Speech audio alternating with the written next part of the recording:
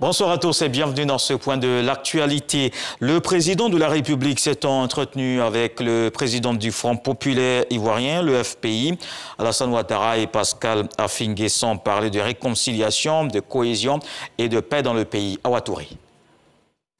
Le palais présidentiel, ce jeudi 28 octobre 2021, le président du Front populaire ivoirien, Pascal Affi-N'Guessan, reçu par le chef de l'État, le président de la République, Alassane Ouattara.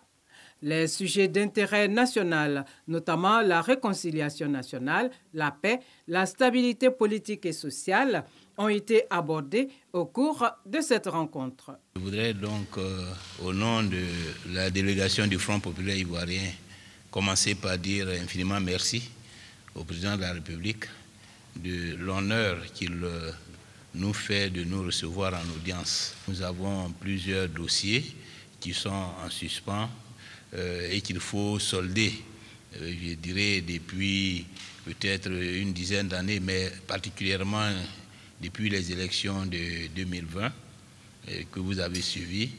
Un certain nombre de frères et de sœurs ont fait l'objet d'arrestations. Beaucoup d'entre eux ont été libérés, dont moi-même, mais quelques-uns sont encore en prison. Donc nous avons évoqué ce sujet avec le président de la République. Nous avons évoqué le sujet de quelques frères, de quelques camarades fonctionnaires qui ont été radiés.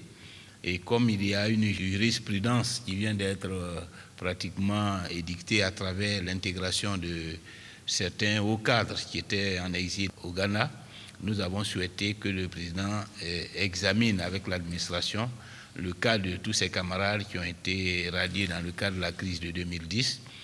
S'ils ne peuvent pas être réintégrés, que des mesures de compensation leur permettent de se prendre en charge, de se réinsérer dans la vie économique et sociale. Voilà en substance les principaux dossiers que nous avons évoqués avec le chef de l'État, tout en lui affirmant la position du Front populaire ivoirien d'être un parti de proposition, un parti d'opposition responsable, constructive, et donc nous sommes pour la paix et pour la stabilité politique, économique et sociale du pays. Nous sommes toujours disponibles et le chef de l'État peut compter sur nous.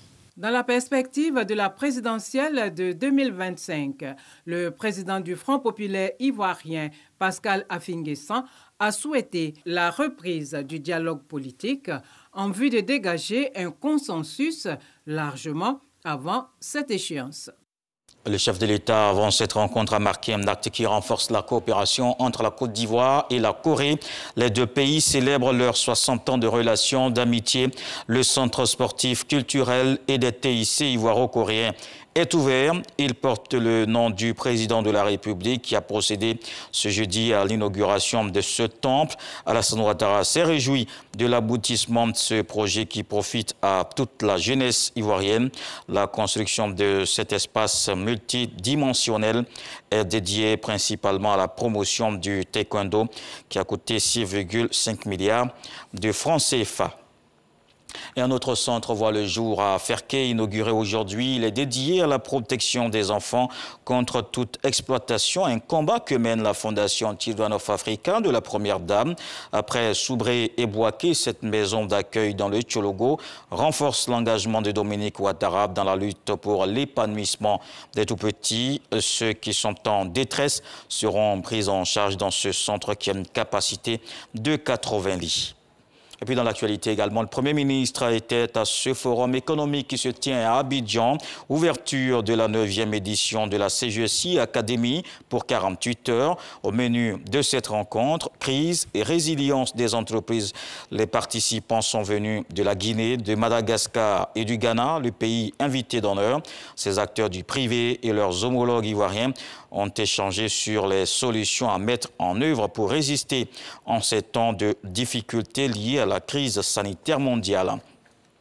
Et puis le Bénin va recevoir les 26 œuvres d'art jusqu'ici exposées au musée du Quai Branly à Paris. La France a acté ce mercredi leur restitution lors d'une cérémonie d'adieu présidée par Emmanuel Macron. Parmi les 26 trésors figurent des statues totems de l'ancien royaume d'Abomey ainsi que le trône du roi Béhanzin. C'est le 10 novembre que ces œuvres quitteront Paris en avion cargo. La veille, le président français recevra à l'Élysée son homologue béninois, Patrice Talon, pour valider formellement le transfert de propriété. Voilà pour le flash d'information. La suite avec les infos régionales. Je vous retrouve avec beaucoup de plaisir à 20 h.